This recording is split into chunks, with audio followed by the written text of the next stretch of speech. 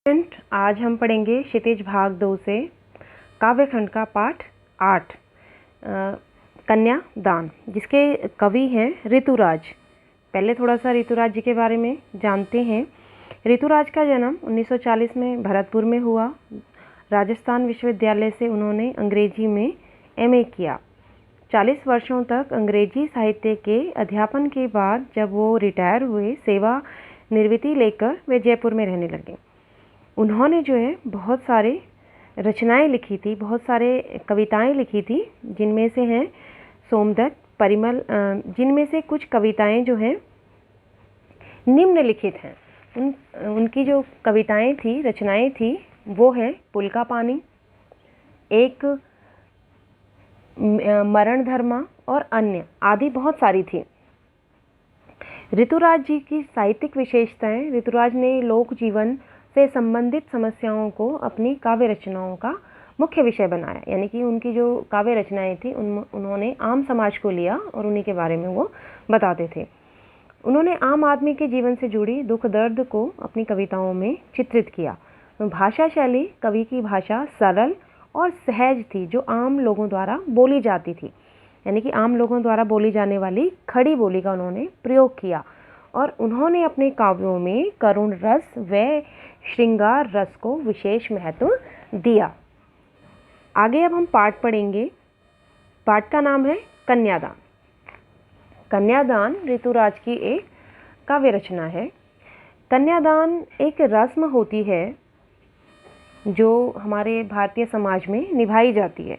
यानी कि जब लड़की का विवाह होता है, जब लड़की की शादी होती है, तो जो लड़की के माता पिता होते हैं वो लड़के के हाथ में लड़की का हाथ देते हैं और उसको जो है कन्यादान कहते हैं। ठीक है। तो कन्यादान का शाब्दिक अर्थ क्या हुआ? यानी कि किसी चीज़ का दान करना, किसी वस्तु का दान करना। लेकिन यहाँ पे क्या है? कन्यादान, यानी कि कन्या का दान कर देना।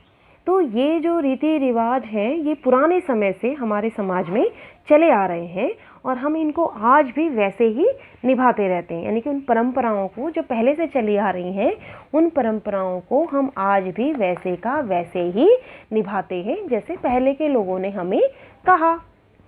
तो यहाँ पर भी हम उन्हीं रस्मों को निभाते हैं। तो यानी कि कन्यादान यानी कि लड़की का दान कर देना। कन्यादान का मतलब यहाँ पे लड़की का दान कर देना, यानी कि एक लड़की को दूसरे को दे देना। जब कन्या और दान, कन्या का मतलब लड़की, दान का मतलब दे देना, किसी को दे देना। तो यानी कि जब लड़की का विवाह होता है तो उसका दान कर दिया जाता है। और दान करने का अर्थ, यहाँ दान करने का अर्थ होता है कि अगर हम किसी को कुछ दे देते हैं, दान कर देते हैं, तो हम उससे दोबारा वो वस्तु ले नहीं सकते। हमारा उस वस्तु पर, उस चीज़ पर कोई अधिकार नहीं होता है। तो यहाँ पर हम कन्या का दान कर रहे हैं, तो कवि कहता है कि यहाँ इसका अर्थ ये है कि अब जो है हमारा उस लड़की पर कोई भी अधिकार नहीं है। अब उस लड़की पर उसी का अधिकार है जिसको हमने उसका दान दे दिया है। तो आपका जो ये चैप्टर है, आपका जो ये पाठ है कन्यादान, ये भी उसी से संबंधित है कि एक लड़की का विवाह होता है। जब लड़की का विवाह होता है तो उसकी माँ जो है उसको समझाती है, बहुत सारी बातें सिखाती है कि तुम दूसरे घर में जा रही हो, तुम्हें वहाँ पर कैसे रहना है, वहाँ पर क्या करना है। तुम जो है अब बेटी नहीं हो, उस घर की बहू हो, उस घर की सारी जिम्मेदारी तुम्हारे कंधों पर है, उस घर की इज्जत सब कुछ तुम्हारे हाथ में है। और उसको ये भी बोलती है कि क्या कहते हैं कि माँ बाप के घर से जो है बेटी की डोली जा रही है, तो वहाँ से जो है ससुराल से उसकी अर्थी उठती है। तो ये सारी चीज़ें जो है एक माँ अपनी बेटी को सिखाती है। इस पाठ में भी आप ऐसा ही देखेंगे कि लेकिन इस पाठ में जो माँ है, इन सब के अलावा अपनी बेटी को कुछ और भी चीज़ें बताती है, कुछ और चीज़ें समझाती है। यानी कि वो इन सब से हट कर उसको कुछ बता रही है। क्योंकि हमारा जो समाज है वो कुछ नियम तय करता है, कुछ नियम बना देता है एक लड़की के लिए कि उसे क्या करना चाहिए, क्या नहीं करना चाहिए, उसे कैसे रहना चाहिए, कैसे नहीं रहना चाहिए, इसी तरीके से। तो जो पाठ है इसमें एक माँ जो है अपनी बेटी को सीख दे रही है, लेकिन उस सीख को वो अलग तरीके से दे रही है। जैसे आप देखेंगे हम कितना प्रामाणिक था उसका दुख लड़की को दान में देते वक्त, जैसे वही उसकी अंतिम पूंजी हो। तो यहाँ पर दान का अर्थ है देना, वक्त मतलब समय, पूंजी संचित धन, पूंजी कहते हैं धन को, अंतिम आखिरी। तो यहाँ पर कवि कहता है एक माँ की मानसिक स्थिति को बता रहा है, माँ की मानसिक दशा को यहाँ पे कवि बता रहा है कि जब वो अपनी लड़की का विवाह कर देती है, अपनी लड़की का दान कर देती है, तो उसके दिमाग में, उसके मस्तिष्क में जो बातें चलती हैं उसके बारे में यहाँ कवि ने आपको बताया है। तो कवि कहता है कि कवि ने माँ की मानसिक स्थिति को व्यक्त करते हुए कहा है कि कन्यादान करते समय लड़की की माँ का दुख अत्यंत करुणा भरी व स्वाभाविक था। यानी कि जब एक माँ ने अपनी लड़की को दान किया तो जो उसका दुख था कितना प्रामाणिक था, वो स्वाभाविक था। उसका दुख अपनी लड़की को दान देते समय जो उसकी माँ को दुख हो रहा था वो स्वाभाविक था। कन्यादान के समय माँ का दुख देखकर ऐसा महसूस हो रहा था, जब वो माँ जो है अपनी बेटी का कन्यादान कर रही थी तो उस समय उसका दुख देखकर ऐसा महसूस हो रहा था, ऐसा लग रहा था कि जैसे वह अपनी सारी पूंजी, अपने जीवन भर की पूंजी जो है दूसरे को दान कर रही है। यानी कि कितना प्रामाणिक था उसका दुख लड़की को दान में देते वक्त, जैसे वही उसकी अंतिम पूंजी हो।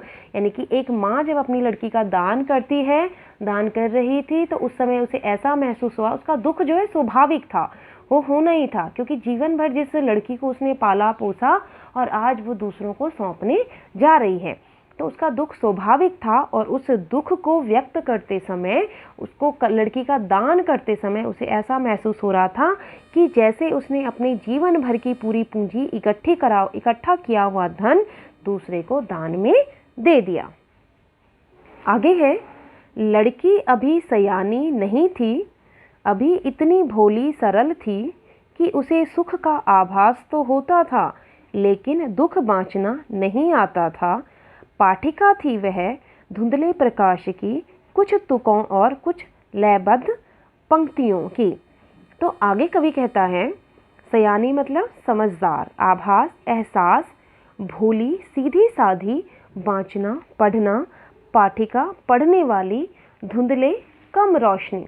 कवि कहता है कि माँ की नज़रों में उसकी बेटी अभी भी समझदार नहीं हुई थी, लड़की अभी सयानी नहीं थी। यानी कि माँ की नज़रों में उसकी बेटी अभी भी समझदार नहीं हुई थी, अभी इतनी भोली सरल थी, वह तो अभी भी सीधी साधी और सरल स्वभाव वाली थी कि उसे सुख का आभास तो होता था। यानी कि वो ऐसी लड़की थी कि जिसे हर तरफ सुख ही सुख दिखाई देते थे, लेकिन दुख बाँचना नहीं आता था।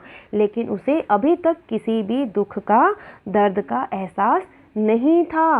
वह दुख को पढ़ना लिखना नहीं जानती थी कि दुख क्या होता है, क्योंकि उसे केवल सुख की आदत थी, सुख ही सुख उसके जीवन में था, वह इतनी सरल थी। पाठिका थी वह धुंधले प्रकाश की, कुछ तुकों और कुछ लयबद्ध पंक्तियों की। आगे कवि कहता है कि वह कम रोशनी में पढ़ने वाली पाठिका थी। यानी कि धुंधले प्रकाश कम रोशनी, यानी कि वो जो लड़की है धुंधले प्रकाश में पढ़ने वाली, कम प्रकाश में पढ़ने वाली पाठिका थी।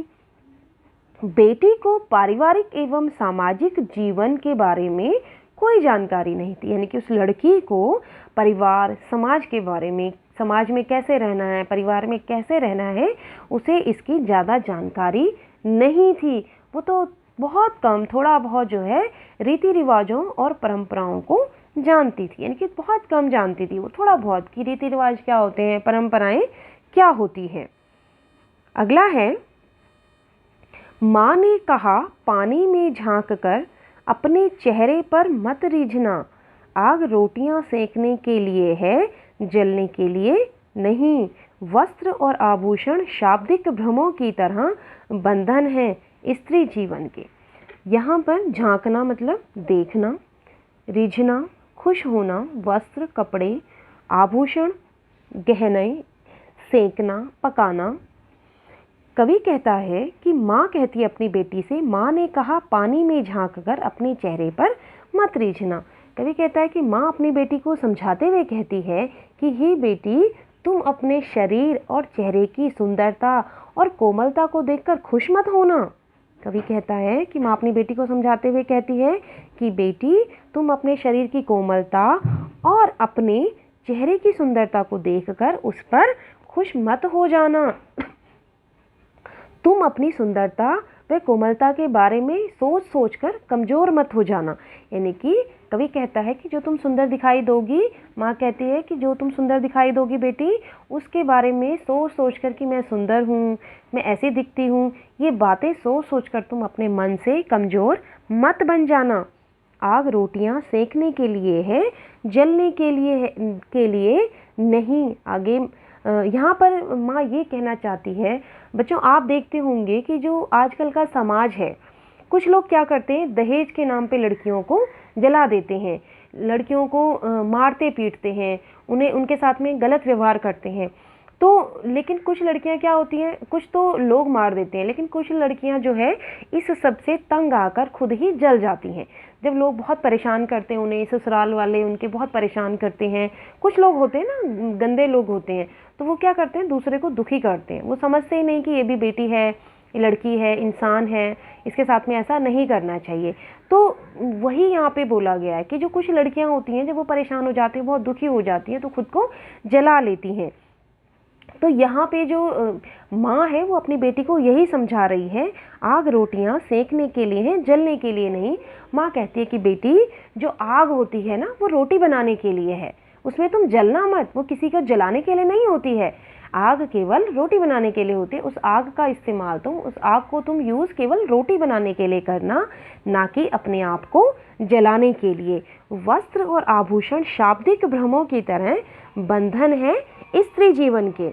तो आगे वो कहती है कि तुम्हारे जो आभूषण हैं, जो कपड़े हैं, जो सुंदर कीमती गहने हैं, तुम उन आभूषणों में फंसी भी मत रह जाना। ये तो केवल एक स्त्री के जीवन को सुंदर बनाते हैं। यानी कि जो अच्छे सुंदर वस्त्र पहनती है, सोने चांदी के गहने जो पहनती है, ये तो केवल एक भ्रम मात्र है। इसमें जो है तुम फंस के मत रह जाना।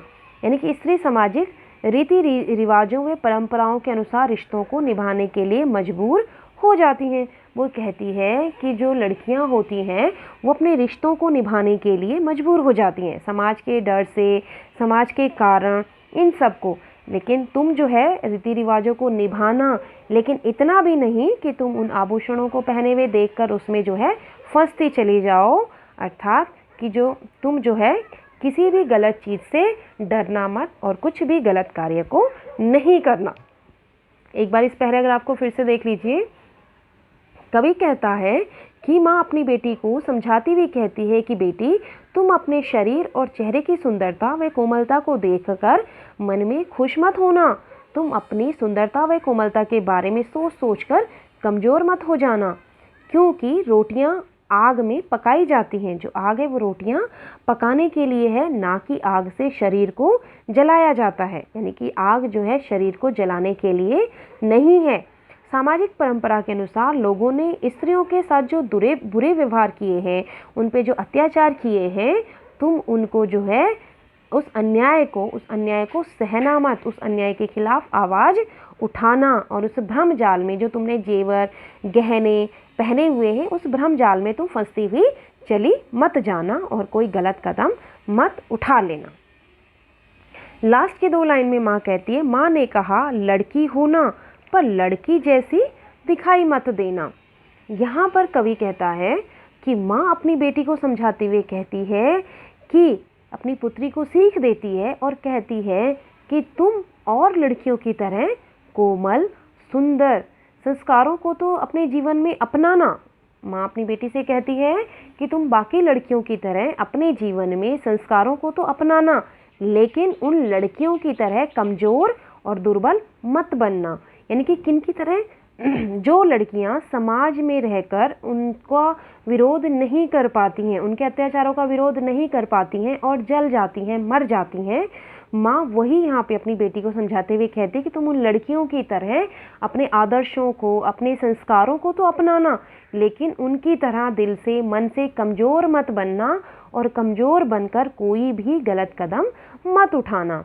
तुम्हारे अंदर की जो लड़की है उसको तो लड़की ही रहने देना, लेकिन लड़की जैसी दिखाई मत देना। यानी कि जो समाज है, लड़कियों को जो समाज कमज़ोर समझता है, तुम उस समाज की लड़कियों की तरह मत बनना। यानी कि तुम एक कमज़ोर लड़की मत बनना, तुम जो है मजबूत दिखाई देना। माँ ने कहा लड़की होना पर लड़की जैसी दिखाई मत देना। यानी कि तुम जो है लड़की तो बनना, उन अपनी परंपराओं, अपने आदर्शों को भी निभाना, लेकिन अपने आदर्शों के नाम पे जो है अपने आप को आग मत लगा लेना। तुम अपने अंदर जो है एक कठिन लड़की को जन्म मत देना। उस लड़की को जो है पुरानी रूढ़ी परंपराओं के खिलाफ बलि मत चढ़ने देना। यानी कि लड़की तो रहना, लेकिन एक मजबूत और एक सशक्त लड़की की तरह तुम रहना।